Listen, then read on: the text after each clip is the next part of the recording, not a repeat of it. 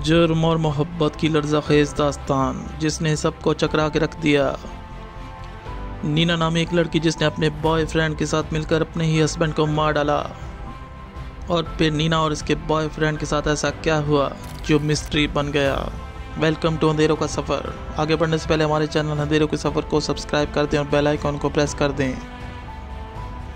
Liam Hamilton नामी एक अमरीकी बिजनेसमैन था। वो कामयाब तरीन इंसान था जिसके पास दौलत की रेल पेल थी और बिजनेस एम्पायर था।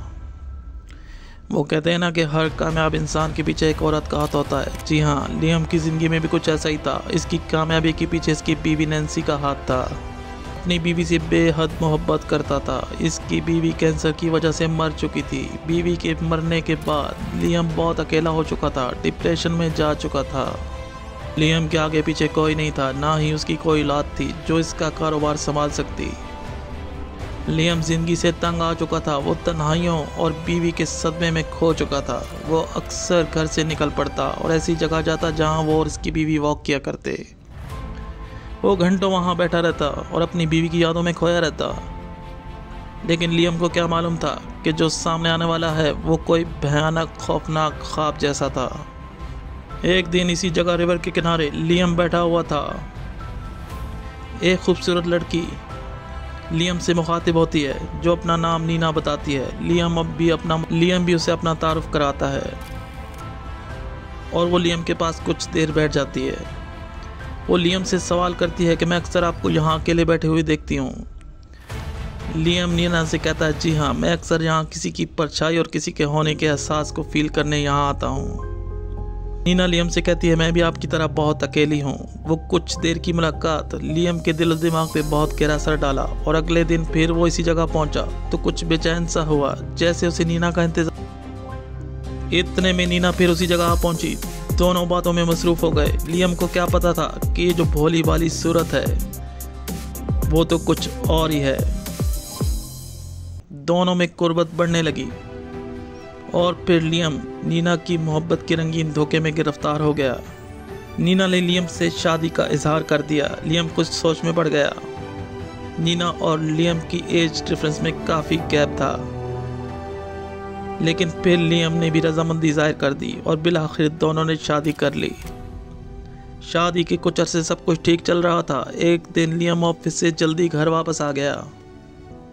जब घर में दाखिल हुआ तो नीना घर में मौजूद नहीं थी। थोड़ी देर बाद नीना घर वापस आ गई। लियम को देखकर हैरान हो गई और लियम से कहने कैसे आ गए।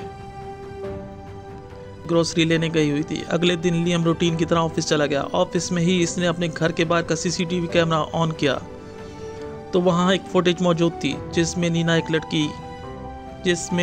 साथ गाड़ी में बैठ के कहीं रवाना होती है। नीना ने कहा, मैं घर पे हूँ। अब लियम को शक पक्का हो चुका था कि नीना एक चीटर लड़की है जो इसे धोखा दे रही है।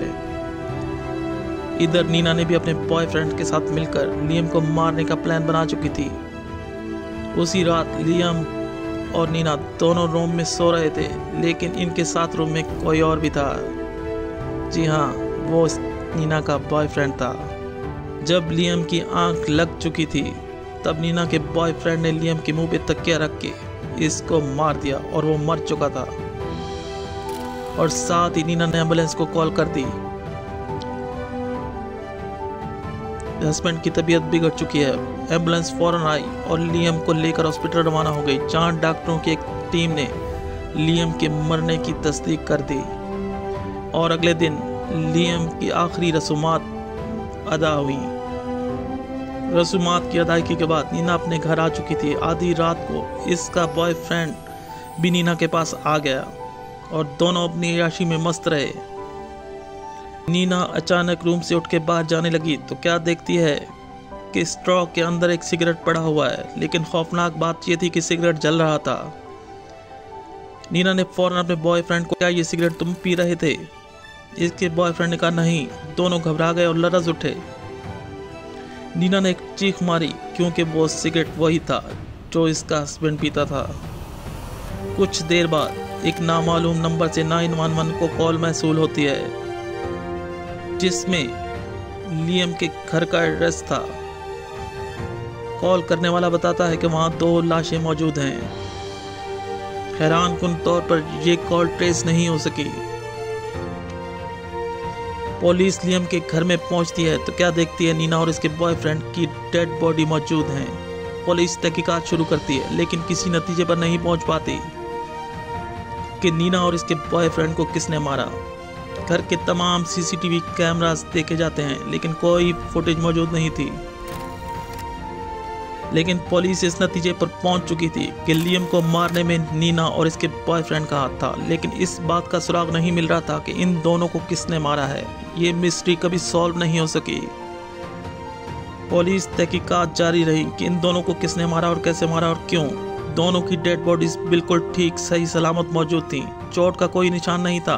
पोस्टमार्टम रिपोर्ट में मौत की वजह दम घुटने से हुई। एक ऐसा क्राइम जिसमें बीवी ने आशिक के साथ मिलकर हस्बैंड को मार डाला हो और फिर बीवी और उसका आशिक भी कत्ल हो गए हों।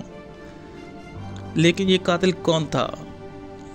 इस सवाल ने पुलिस को आज तक परेशान किया हुआ है।